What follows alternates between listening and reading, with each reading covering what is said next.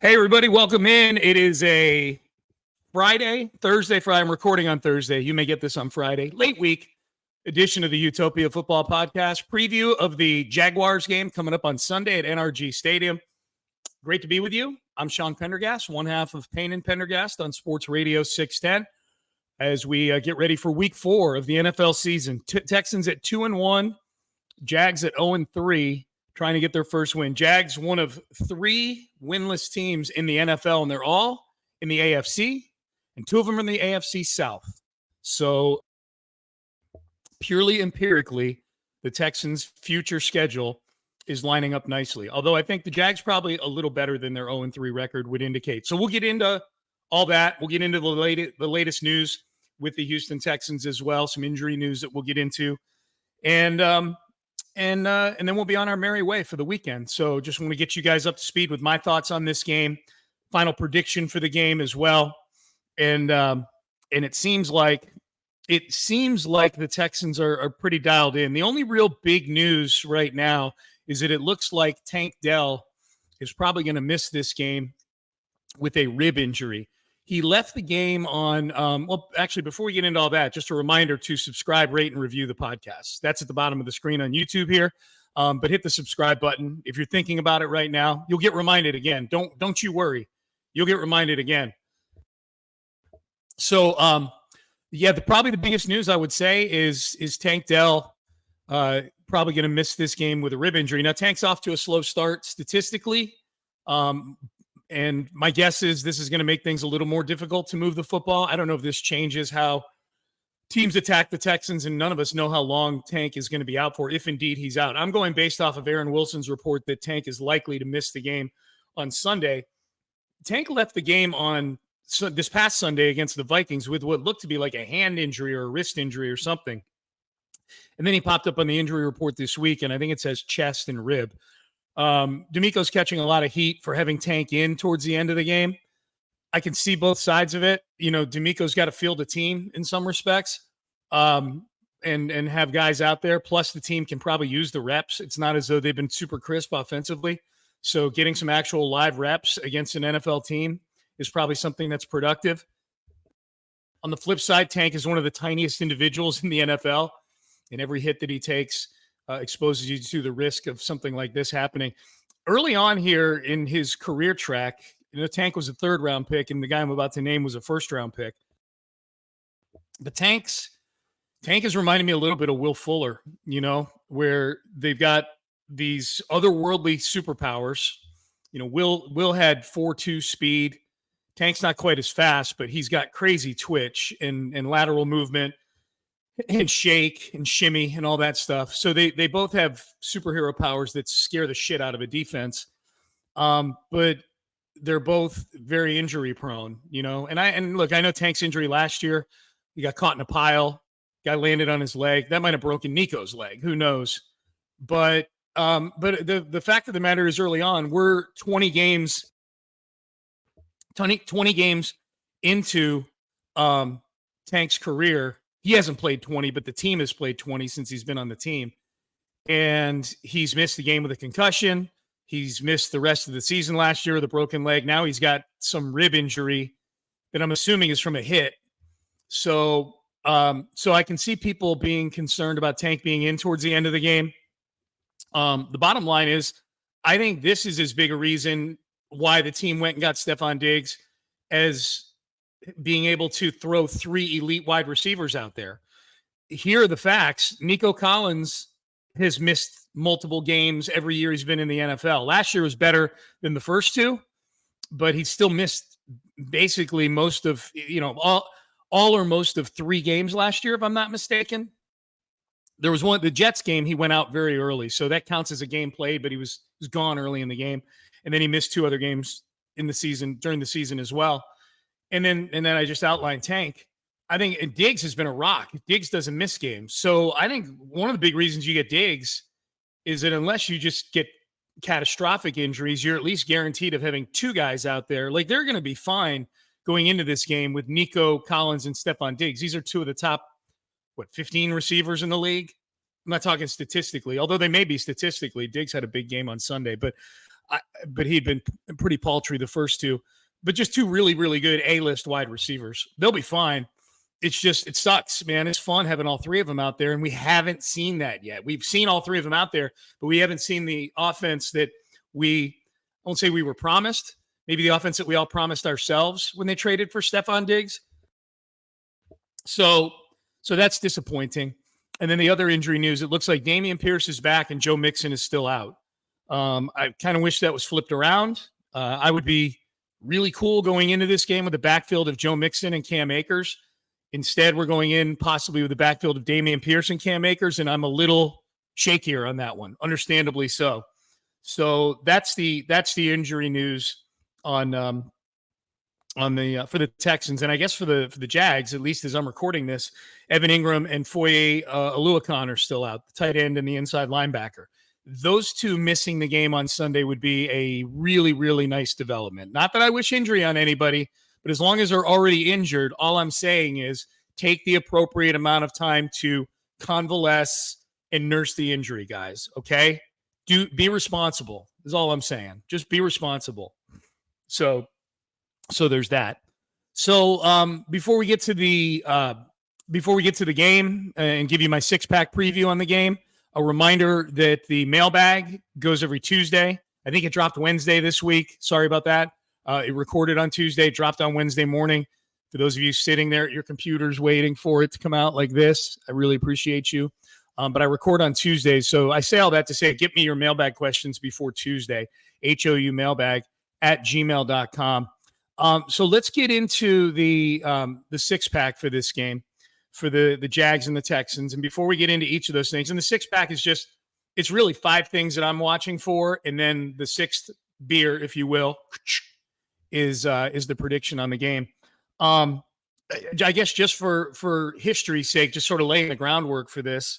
It's been an interesting run between these two teams since Trevor Lawrence came into the league in 2021. It feels like there's a real delineation with the history between these two teams in recent history, where, 2020, Bill O'Brien's gone, Deshaun Watson is gone after 2020, and now in comes Trevor Lawrence for the Jags. In comes clearly a new direction for the Texans in 2021 with Nick Caserio being the really only long-standing thing from them, from then of significance. So I'm looking in the micro window of 2021, and it's been very, very interesting. The Jags have not beaten the Texans in Jacksonville. The Texans are undefeated in Jacksonville. In fact, the Texans, if I'm not mistaken, still have their AFC South road winning streak going. So David Culley beat the Jags in Jacksonville. And then Lovie Smith beat the Jags in Jacksonville. That was the year they made the playoffs, but it was early in the season. And then obviously DeMeco Ryans in week 3 last year in a game where the Jags were favored by a touchdown, got his first win as an NFL head coach in Jacksonville. So that's significant. As far as the home history goes, David Culley beat Urban Meyer in week 1 of the 2021 season, which is crazy to think when you consider the two of them and their respective chops as head coaches, just as head coaches. I'm not going to say at what level. It's just crazy to think like David Culley beat Urban Meyer, and then as the season wore on, proved to be a better NFL head coach than Urban Meyer, who got fired with like 3 weeks left in the season. Culley got fired too, but at least he made it the whole season. Good job, David. So that was at home in 2021. And then at home in 2022, the Jags were on their roll towards the playoffs. That was towards the end of the year. They killed the Texans. They destroyed them like 31-0 or 31-3, something like that.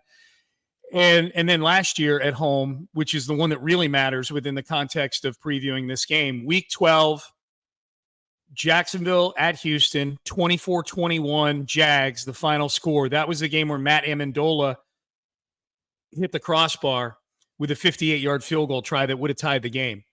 Also ended a 3-game winning streak for the Texans at the time. They had beaten Tampa Bay, Cincinnati, and Arizona 3 weeks in a row. So Texans were kind of on a roll. They were 6-4 going into that game. The Jags were 7-3 going into that game. The Jags win that game to go 8-3. Texans are 6-5. And at that point, if you're the Texans, you're just trying to make a wild card probably. Who knew that the Jags would spit the bit and cough up the division, and the Texans would end up winning the division. But the other reason that game at NRG Stadium is significant last year, that's the last time Trevor Lawrence won a football game. He has started 8 games since that win over the Texans, and he's not won a single one of them. He went 0-5 down the stretch last year. The Jags won a game, but it was with C.J. Beathard at quarterback. Trevor Lawrence went 0-5. Trevor Lawrence went 0-5 down the stretch, got a $275 million contract, and now has started off this year 0-3. So it is incumbent upon the Texans to keep Jacksonville miserable. Keep Jacksonville, the city, the team, the personnel, the coach, keep it miserable. Do not give them life on Sunday. All right? So, yeah, like the last time Trevor Lawrence played good football, it was here. So don't let him remind himself of that thing. All right, so let's give you the things, the 6-pack here, just 6 sort of things that I'll be watching, 5 things I'm watching, and then a prediction. We'll start with number 1, penalties. Enough with the penalties already. D'Amico has promised us that they have fixed these penalties. I didn't hear him say necessarily, I promise, but he said it's fixed. And I take him at his word that this is fixed. Now, it's not a high bar to clear to say we got better with the penalties. You've committed 12 2 weeks ago and 11 last week. So it's not really like I don't want to hear after the game if they commit 9 penalties that they got better in that area. All right. They got to forget about what the previous numbers have been. They got to play clean football. And I'm not saying it's got to be 0 penalties, but you can't have the pre-snap stuff. You can't have the unforced stuff. There's going to be holding penalties. There's going to be pass interference penalties. That'll happen. Enough with the lining up improperly. Enough with the false starts. All right. Defense. I know you didn't do a lot of this, but I'm going to tell you, don't jump off sides, hold your water, that kind of thing. So penalties, I don't know that the Jags are a team where if the Texans commit a bunch of penalties, they're doomed to failure. The Texans, they can probably get away with being sloppy again, and especially at home and winning this game. I just don't need to see it. I need to see improvement. I need to see that these guys care, especially the offensive line. I need to see that they give a shit about this stuff and that they're not just doing it because it puts D'Amico in a bad spot. I don't know where we're at with that right now. This week, it seemed like there were a few people that there was extra vitriol pointed towards than I've seen before. Laremy Tunsil, number 1. Not that Laramie's always been a super popular player or anything. I think there's been a love-hate thing with Laremy Tunsil from about the time that he got here. Good player, obviously. There was no love-hate. This was hate this past week. I think Bobby Slowick was catching some strays this week, so we'll see what the offense looks like. I don't know that D'Amico's catching heat from the fan base necessarily. I just don't want to live in a world where we're starting to veer towards that. And Laremy Tunsil's really pushing the issue. Laremy Tunsil's getting all these false start penalties and is really putting D'Amico in a rough spot to have to justify have to explain why he's out there. Now, look, Laremy does so many good things. I understand the balance sheet, but I don't know that every fan out there understands the balance sheet. And I know for sure D'Amico Ryans would not like to have to explain the balance sheet of, well, here's what Laremy does good and here's what he does poorly. He shouldn't have to do that. This is so correctable and fixable. So penalties, number 1. Number 2, run game. Got to run the football. Very anxious to see how they decide to split up carries. I'm anxious to see who's the starter. If it's Dameon Pierce and Cam Akers out there. I'm not expecting Joe Mixon. So I am expecting Dameon Pierce based on Aaron Wilson's report. And obviously Cam Akers played last week, had a few nice runs, but overall the numbers very, very poor. So I'm anxious to see who gets the first snaps of the game. I'm anxious to see because I don't think if it's Dameon, I don't think Dameon gets the first 12 carries and Cam gets 3. I think it'll be pretty evenly split, I think. But how much of a hot hand do they go with? If there's one guy that's really killing it, do they ride that guy in the second half? Game situation will matter. The game script and how it's playing out, that'll matter. But how do they run the ball, period? And then 2, how do they choose to run the ball and split up the carries? My confidence level is higher in Cam Akers than it is Dameon Pierce at this point. My guess is the team, specifically D'Amico Ryans, has a higher confidence level in Dameon Pierce than Cam Akers. That's just reading the tea leaves. So that's number 2. Number 3, protect C.J. Stroud. The pass protection was really ragged last week. CJ got sacked 4 times for 42 yards. He was a lot back there. He was not comfortable throwing the football. I don't put a ton of the loss last week at CJ's feet. I put it at the feet of the offensive line largely in the run game. But you got to protect him. You got to keep him upright. If you give him time to throw, he will piece this defense, even without Tank Dell out there. He will slice and dice if you give him time to throw. So give the man time to throw. The Jags' strength of their defense is their defensive ends. Trayvon Walker, former number 1 overall pick. Josh Hines Allen now. He's not Josh Allen anymore. He must have gotten tired of being confused with the other Josh Allen. They look exactly alike. They don't. But their names looked literally exactly alike. He's Josh Hines Allen now, and he's one of the premier edge rushers. Trayvon Walker's fine. Josh Hines Allen, really, really good. So it's going to be incumbent upon Titus Howard and Laramie Tunsil to don't false start, and then protect CJ. Give CJ time to throw. He will slice and dice. So that's number 3. Number 4, similarly on the other side, heat up Trevor Lawrence. Get pressure on him. He hasn't had a good game yet this year, and I watched Monday night, and dude was seeing ghosts. He was seeing ghosts out there. He got sacked 4 times as well. He got hit 9 other times. He was banged up all last year. You've got Danielle Hunter and you've got Will Anderson, man. The Bills were heating him up with lesser players than that. And I think Will and Danielle have been good so far this year. Like, if we're looking at bright spots and spots that are lacking, they're bright spots for sure. But they get after Trevor Lawrence. He will throw one to you. He threw a horrible interception. He wasn't even pressured, and he threw a horrible interception in that Monday night game. But get some heat on Trevor Lawrence, and he's gonna either put one on the ground or put one in your hands, one or the other. But I think that's the real key to me defensively. The Jags have some real nice weapons. Brian Thomas, the kid they drafted out of LSU. They signed Gabe Davis, former Buffalo Bill.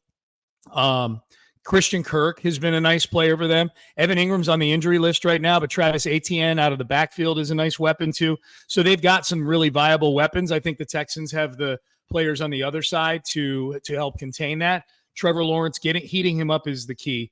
So that's number 4. Number 5, this isn't even like a tactical or an X's and O's thing. This is a plea from me, Sean Pendergast, to you, the Houston Texans. Let's go get a man fired on Monday. Okay. On Sunday, let's go out and get a man fired on Monday. And I'm talking about Jags head coach Doug Peterson. He's second on the odds board right now to be the first head coach fired. Bill Belichick is let me back up. The Jags are second on the odds board now to land Bill Belichick. So there's all kinds of smoke right now. And Trevor Lawrence's lack of development is really killing Doug Peterson, because I'm telling you, they can't fire Trevor Lawrence. They've got too much invested in him now with that contract. As soon as Lawrence signed that contract, the clock started ticking on Doug Peterson, and the clock is ticking faster and faster and faster. The sands are going through the hourglass very quickly on Doug Peterson. Texans, you can end this center part hair motherfucker's Jaguars career. Okay. Sorry I had to curse like that, but he parts his hair in the middle. And that's enough to fire the guy on the spot, in my opinion. And this bullet point, I'm sorry, this can of beer in the 6-pack is not all about Doug Peterson. It's about a mindset with the Texans. Getting Peterson fired might be a byproduct of it, but if they get a lead in this game, don't let these guys up. That is the one thing the Texans generally do over the last 2 years. And I'm thankful for the last 2 years, year plus. I'm super thankful for it, because in 2020, 2021, and 2022, all they did was lose. Now, at least I'm being somewhat petty over the way in which they're winning, but it's because they're better than this sometimes. It feels like the Texans, generally speaking, do one of 2 things. They either win a close game, allowing a team to hang around, or they get blown out by an equal or superior team. That, for the most part, that's what they seem to have evolved into. They have so many chances to take teams that are lesser than them and put them away. It's happened this year. It happened against Chicago.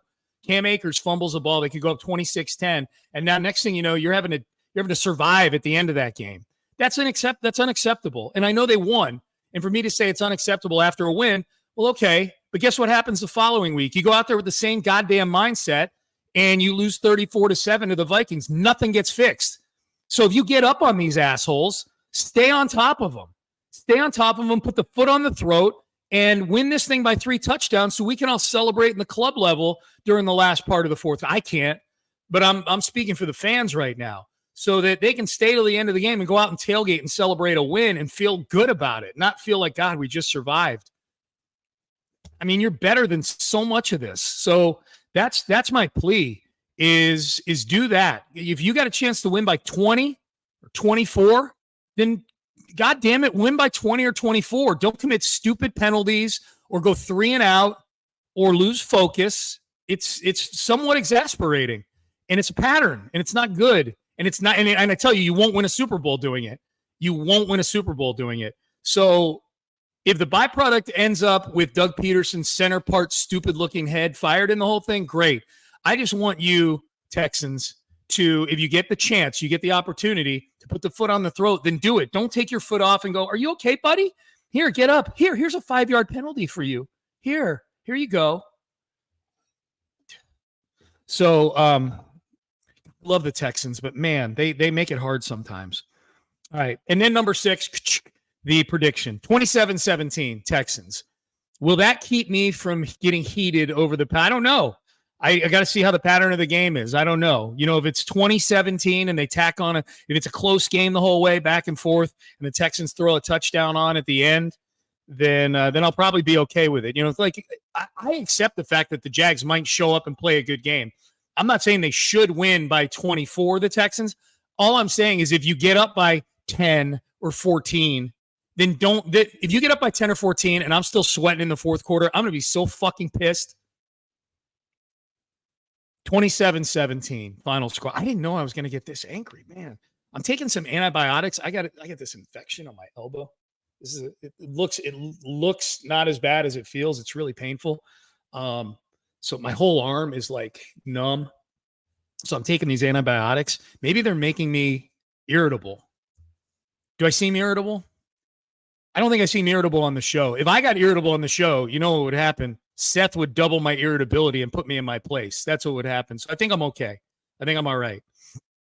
All right. So that's my prediction. That's the game. And sorry if I got heated. Or if you enjoy it, let me know. Send me an email, houmailbag@gmail.com. Say, you know what I like? Salty Sean. Salty Sean is fun. Amy would be like, no, he's not fun. Also subscribe, rate, and review the podcast. Appreciate all of you. I'm going to get out of here. Actually got to go to a doctor's appointment for said elbow infection. So I will see all of you on Sunday after the game, after the post game. If you're going to the game, a reminder, come by and say hello on the big stage outside NRG Stadium with Seth and I doing the show. Come by, take pictures, say hello. So I look forward to seeing you guys out there. And again, hit that subscribe button, and I'll see all of you on Sunday following what we all hope is a Texans win. Until then, have a great weekend, everybody. Thanks for listening to the Utopia Football Podcast.